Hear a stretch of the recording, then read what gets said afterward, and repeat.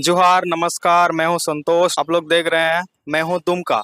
हमारे बीच में बहुत दूर से आए हुए हैं सर हैं और बहुत दिन से हम देख रहे हैं उसको कि हमारे जनता को, हमारे समाज को बहुत सारे संदेश पहुंचा रहे हैं और संविधान से जागरूक कर रहे हैं। चलिए उनसे मिलते हैं और संविधान के बारे में उनसे पूछते हैं और कैसे हमारे लोगों को जागरूकता के लिए प्रेरित कर रहे हैं। उनसे पूछते हैं और जानते हैं। चलिए। जोहार सर, नमस्कार। जोहार नमस्कार। जय भीम, जय मुलासी।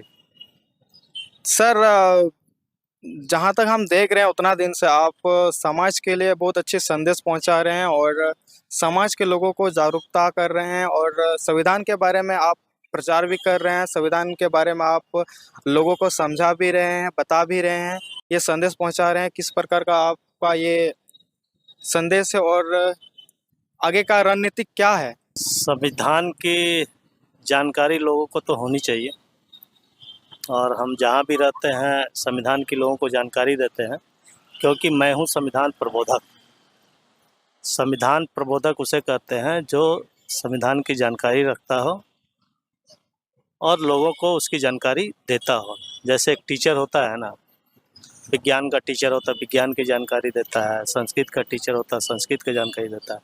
उसी तरह संविधान की जानकारी रखने वाले को हम संविधान प्रबोधक कहते हैं। और संविधान प्रबोधक हम तैयार करते हैं एक कार्यक्रम के तहत, जिस कार्यक्रम का नाम है BS4। आज के डेट में BS4 ब्रांड बना हुआ, शायद आप लोग भी जानते ही होंगे कि BS4 एक कार्यक्रम चलता है पूरे देश भर में। लेकिन BS4 कार्यक्रम चलाने की ज़रूरत क्यों पड़ी हम लोग को, ये हम लोग को समझना बहुत ज़रूरी है। और इसको समझने के लिए हम थोड़ा पीछे जाते हैं तो देखते हैं कि 2 अप्रैल 2018 को एक घटना घटा था। पूरा जनता सड़क पे थी एट्रोसिटी एक्ट के खिलाफ, क्योंकि सरकार उसमें कुछ संशोधन करना चाह रही थी और जनता नहीं चाह रही थी कि वो संशोधन हो। तो जनता को एट्रोसिटी एक्ट, जिसको कि हरिजन एक्ट भी कहा जाता है या अस्पृश्यता का कानून भी कहा जाता है, संविधान का एक आर्टिकल है, आर्टिकल 17, जिसके तहत कानून बना। वही एक आर्टिकल है जिसके तहत सीधा का सीधा कानून बना और इसमें SC ST के साथ जो अस्पृश्यता होता है, जो उसके साथ भेदभाव होता है, उससे उसके बचाव के लिए ये कानून बनाया गया था। लेकिन सरकार छेड़छाड़ करना चाह रही थी तो जनता छेड़छाड़ करने नहीं दी। जनता आंदोलित हुई और सरकार को बैकफुट में जाना पड़ा और सरकार संशोधन नहीं कर पाई। लेकिन उसी साल 9 अगस्त 2018 को घटना घटती है और संविधान की पूरी प्रतियां जला दी जाती है और जनता में कोई आक्रोश नहीं होता है, कोई मतलब कि जनता आंदोलित नहीं होती है। तो हमने समझा कि एक आर्टिकल में जब बदलाव कर रहा था जनता आंदोलित हुई, लेकिन पूरा का पूरा संविधान की प्रतियां जलाई गई और जनता आंदोलित नहीं हुई। तो हमें समझ में आया कि जनता को संविधान की यदि पूरी जानकारी होती तो जनता 9 अगस्त 2018 को भी आंदोलित होती, आक्रोशित होती, ठीक है, धरना प्रदर्शन करती। मतलब सर, आपका कहना यह है कि मतलब लोगों को, जनता को संविधान से वंचित रखा गया अभी तक? नहीं, ऐसा नहीं है। पहले इतिहास को समझ लीजिए। संविधान से वंचित तो रखा ही गया है, लेकिन संविधान से वंचित क्यों रखा गया? जनता को संविधान की जानकारी नहीं है, क्योंकि जानकारी होगी तो जनता आंदोलित करेगी ना। जानकारी होगी और फिर कोई बदलाव होगा, कोई छेड़छाड़ होगा तो जनता आंदोलन करेगी। क्यों कि 2 अप्रैल 2018 को आंदोलन की थी, क्योंकि उसकी उस संविधान की उस आर्टिकल की जानकारी थी, इसलिए आंदोलन की। संविधान की पूरी जानकारी होती तो जनता 9 अगस्त को भी आंदोलन करती ना, लेकिन नहीं की। इसलिए हमने समझा कि जनता को पूरी जानकारी होनी चाहिए और ये जानकारी देने की जिम्मेदारी सरकार की है और सरकार ये जानकारी दे नहीं रही है। तो हमने ये बीड़ा उठाया और ये जानकारी संविधान को BS4 कार्यक्रम के माध्यम से लोगों को दे रहे हैं। BS4 एक ब्रांड है जिसका फुल फॉर्म है भारतीय संविधान सम्मान सुरक्षा संवर्धन। ये कोई संगठन नहीं है, ये सिर्फ कार्यक्रम का नाम है। इस कार्यक्रम के तहत हम लोगों को संविधान की जानकारी देते हैं और संविधान प्रबोधक बनाते हैं। संविधान प्रबोधक बनाते हैं, उससे हम प्रतिज्ञा लेते हैं कि हाँ, आपको भी जो संविधान की जानकारी दी गई है वो जानकारी आप और आगे लोगों तक पहुंचाएं। ऐसे हम करोड़ों लोगों तक पहुंचेंगे, पूरे देश के जनता तक पहुंचेंगे, तो सभी जनता को संविधान की जानकारी होगी और संविधान में जो निहित हक अधिकार है उसे सुरक्षित करने के लिए जनता सरकार पे दबाव डालेगी। सरकार जिसकी भी हो, कांग्रेस हो, बीजेपी हो, आम आदमी पार्टी हो, जो भी हो, क्षेत्रीय क्षेत्रीय आपका पार्टी भी आती है, आपका राष्ट्रीय पार्टी आती है, जो भी है सरकार जो भी है, जनता उसके ऊपर में प्रेशर बनाएगी, क्योंकि आज जनता के पास सारा अधिकार है। आज वोट देने का अधिकार जो उसे मिला है, जिससे वो राजा खुद भी बन सकता है, राजा बना भी सकता है। ये पावर जनता को नहीं पता नहीं है और जनता दाल चावल और आटा में बिक जा रही है, दारू मुर्गा में बिक जा रही है। जब उसे पता होगा कि हम राजा बन सकते हैं तो राजा बनने की कोशिश करेगी ना। वो जनता को जब जानकारी होगा कि मैं राजा बना सकता हूँ तो वो अपने हिसाब से राजा बनाएगी। लेकिन जनता को इसकी जानकारी नहीं होने से वो वैसे ही प्रतिनिधि हम चुन रहे हैं जो संविधान के प्रति काम नहीं कर रही है, संविधान में कोई हक अधिकार नहीं दे रही है, संविधान के अगेंस्ट में काम कर रही है। आप देखेंगे ईडब्ल्यूएस एक मतलब कि आरक्षण लागू किया है गरीब तबकों के लिए, जिसमें कि एससी एसटी ओबीसी को शामिल नहीं किया है, उससे उसे बाहर रखा है। तो गरीब क्या जनरल में गरीब है, गरीब क्या एससी एसटी ओबीसी में नहीं है। आर्थिक आधार पे तो आरक्षण है ही नहीं। आरक्षण है सामाजिक और शैक्षणिक रूप से पिछड़ा वर्ग को। तो एक मैं छोटा सा पार्ट आपको बता रहा हूँ, क्योंकि आप ऐसे चलते फिरते आए हैं तो फिर अभी मूड कुछ और है, शाम का समय है, सुंदर नज़ारा है। आप देखेंगे पीछे बैक साइड में कितना सुंदर आपका बादल का दृश्य दिख रहा है, ठीक है। तो इस तरह से आप लोग का भी सहयोग चाहिए संविधान प्रबोधक बनाने में। आप लोग भी चाहें तो जनता में, गांव-गांव में जागृति फैला सकते हैं। आप लोग तो मीडिया से हैं तो आप लोग तो और तेज़ी से फैला सकते हैं। ये कार्यक्रम होते रहना चाहिए। और हम जहाँ भी रहते हैं, हम बेसिकली हैं टाटा से, लेकिन यहाँ चूँकि पोस्टिंग मेरा हुआ है तो जिसके तहत मैं यहाँ रह रहा हूँ दुमका में। और दुमका में ही जो हमारा समाज है, मूल निवासी समाज है, बहुजन समाज है, उसके बीच में ये जानकारी मैं लोगों को देता रहता हूँ। मैं अभी भी जब यहाँ बैठा हूँ तो बगल में हमारे साथी बैठे हैं, पता नहीं किस गांव से हैं, मैं इन्हें नहीं जानता हूँ, लेकिन मैं इन्हें भी संविधान की जानकारी दे रहा हूँ, ठीक है। इन्हें भी बता रहा था कि भाई संविधान क्या है, क्योंकि ये हमारे समाज से है ना, स्टूडेंट है, पढ़ने वाले हैं, इनको तो और जानकारी होनी चाहिए। आज मैं देख रहा था पोस्ट ऑफिस में लाइन लगा हुआ है, और लाइन किस लिए लगा हुआ है? वो चौकीदार का पोस्ट के लिए। दुमका में एक पोस्ट निकला है चौकीदार का बहाली के लिए, और उस पोस्ट का अप्लाई के लिए मैं देख रहा हूँ ग्रेजुएट है, एमए है, कुछ पीएचडी भी है, ठीक है। ऐसे ऐसे लोग अप्लाई कर रहे हैं। ये बेरोजगारी क्यों? जबकि भारत देश में संसाधनों की कमी नहीं है। भारत देश चाहे तो हर एक जनता को हक अधिकार दे सकता है, हर एक जनता को शिक्षित कर सकता है, हर एक जनता को आर्थिक रूप से संपन्न कर सकता है।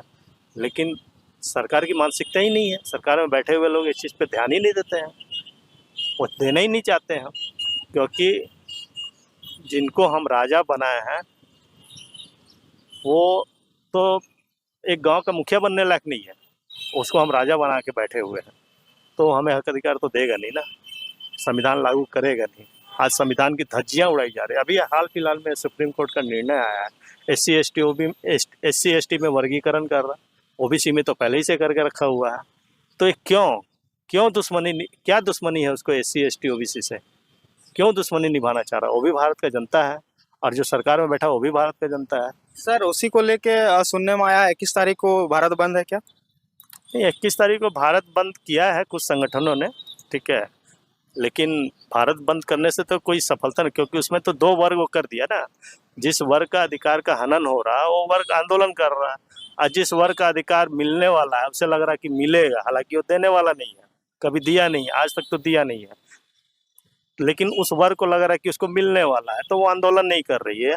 तो ये एक ही वर्ग में, एससी एसटी वर्ग में ही तो 2 पार्ट कर दिया ना, कुछ को बाहर कर दिया है। तो जिसको बाहर कर दिया उसको अधिकार नहीं मिल रहा है, जिसको मिलने वाला है उसको लगता है कि अब मेरे को मिलेगा। तो जो आंदोलन कर क्या फायदा, आपस में फूट हो गया ना। सर आपको क्या लगता है ये 21 तारीख का भारत बंद सफल हो पाएगी या फिर ऐसे ही रहेगा? नहीं, इसमें सफलता असफलता का कोई मतलब नहीं है, लेकिन समाज तो असफल होगी। यदि आंदोलन सफल भी हो गया, भारत बंद सफल भी हो गया, तो समाज तो असफल होगी ना, क्योंकि अब 2 वर्ग में आ गया समाज। समाज को एक वर्ग में कैसे रहना है, एससी को एससी में कैसे रहना है, एसटी को एसटी में कैसे रहना है, ओबीसी को ओबीसी में कैसे रहना है, समाज को तय करना है, समाज की बुद्धिजीवी को तय करना है। समाज की बुद्धिजीवी तो आगे आते नहीं हैं। हम समाज के जो बुद्धिजीवी वर्ग है, उनको आगे आना होगा, जिनको संविधान से लाभ मिला है। संविधान से जिनको लाभ मिला है, जो आरक्षण लेके जो आर्थिक आधार पे संपन्न हुए हैं, कुछ सामाजिक स्थिति भी उनकी थोड़ी सही हुई है, तो उनका फर्ज बनता है ना। वो आरक्षण क्या है, वो प्रतिनिधित्व है, उनको समाज का प्रतिनिधित्व करना है, उसके लिए मिला आरक्षण। लेकिन आज वो अपना परिवार का पेट पालने में लगे हुए हैं। वैसे बुद्धिजीवी वर्ग को आगे आना होगा और समाज को एकजुट करना होगा, क्योंकि जब तक वो वर्ग आगे नहीं आएंगे, तब तक जो समाज का जो अज्ञान वर्ग है, ठीक है, जो गांव देहात में रहता है, जो अशिक्षित है, उस वर्ग को कौन जागृत करेगा। यदि हम वो जागृत नहीं करेंगे, तो दुश्मन जाके उसको जागृत कर रहा है अपने हिसाब से, और वह हक अधिकार उसका छीन रहा है। आज उस बुद्धिजीवी वर्ग का भी हक अधिकार छीनाया। क्यों? क्योंकि आरक्षण के तहत तो उसको रोजगार मिल गया, लेकिन आज के डेट में उसके जो बच्चे हैं उनको मिल पा रहा है। आज उनके बच्चे भी ठेकेदारी प्रथा में काम करने के लिए मजबूर हो रहा है, तो उनको भी सोचना चाहिए कि यह अधिकार हमारा भी छीना रहा। तो इसलिए संविधान के प्रति सभी को सजग होना होगा, सभी को सचेत होना होगा, सभी को जागृत होना होगा, और सभी जनता में, सभी जो एससी एसटी ओबीसी मूल निवासी हैं, उस जनता में उन्हें जाके संविधान के प्रति उनको बताना पड़ेगा। संविधान में बहुत कुछ है ना। संविधान में शिक्षा का अधिकार है, रोजगार है, संविधान में सुरक्षा का अधिकार है, संविधान में धार्मिक स्वतंत्रता है, संविधान में बहुत कुछ है ना। 5वीं अनुसूची है, 6ठी अनुसूची है। 5वीं अनुसूची की बात करें तो जिस हम क्षेत्र में रह रहे हैं, दुमका है, 5वीं अनुसूचित क्षेत्र में। 5वीं अनुसूचित क्षेत्र में अधिकार प्रधान को है, ठीक है, गांव को है, गांव के मुखिया को है, उसको अधिकार है। लेकिन आज 5वीं अनुसूचित क्षेत्र में एक नाली तक बनाने के लिए परमिशन लेना पड़ता है ग्राम सभा से। लेकिन आज उस क्षेत्र में बड़ा बड़ा फैक्ट्री लग जा रहा है, बड़ा बड़ा कारखाना लग जा रहा है, डैम बन जा रहा है। कहाँ से बन रहा है, कैसे बन रहा है, कौन दे रहा परमिशन उसको, कहाँ से परमिशन आ जा रहा है, ये सब हम लोग को जानना होगा। आदिवासी क्षेत्र में 5वीं अनुसूची 6ठी अनुसूची को जानना होगा। ये जानकारी हम लोगों को थोड़ा बहुत देते हैं। सर, जहाँ तक समझ में आ रहा है कि जैसे कि सुप्रीम कोर्ट ने वर्गीकरण की बात कर रही है अभी, तो जैसे कि तो इसका मतलब ये मानना है कि सरासर पूरा ये संविधान का उल्लंघन किया जा रहा। देखिए, ये राजनीतिक मैटर है। इस मैटर पे संविधान सुप्रीम कोर्ट को तो हस्तक्षेप करनी नहीं चाहिए थी, क्योंकि जब वर्गीकरण का बात आता है तो ये पार्लियामेंट को अधिकार है, पार्लियामेंट के अधिकार क्षेत्र में आता है, और उस अधिकार क्षेत्र को ये सुप्रीम कोर्ट अपने हिसाब से इंटरप्रेट करके इसको जजमेंट दी है, जो कि सरासर संविधान का उल्लंघन है। पार्लियामेंट का कार्य क्षेत्र में हस्तक्षेप है, पार्लियामेंट का जो अधिकार क्षेत्र है उसमें हस्तक्षेप है, तो ये होना नहीं चाहिए। ये गलत डिसीजन है, हम इसको गलत मानते हैं, लेकिन इसका मतलब ये नहीं कि इसके प्रति हम आंदोलित हो जाए। हमें सजग होना होगा, समाज को सचेत करना होगा, जागृत करना होगा, और आपस में जो फूट डालने की कोशिश की जा रही है उसको पाटना होगा, उसको लोगों को जन जागृति के माध्यम से इसको बताना पड़ेगा, समझाना पड़ेगा। क्योंकि सब सुप्रीम जो वर्गीकरण हुआ, वर्गीकरण में कहा जा रहा है कि कुछ वर्ग को अधिकार मिला, तो भाई कुछ वर्ग को जो अधिकार मिला तो कितना अधिकार दिए हो, पहले वो बताओ। अधिकार दिए हो तो कितना अधिकार दिए हो। जब तक वो आंकड़ा नहीं है तब तक आप कैसे जजमेंट कर सकते हैं, आपके पास वो आंकड़ा है ही नहीं।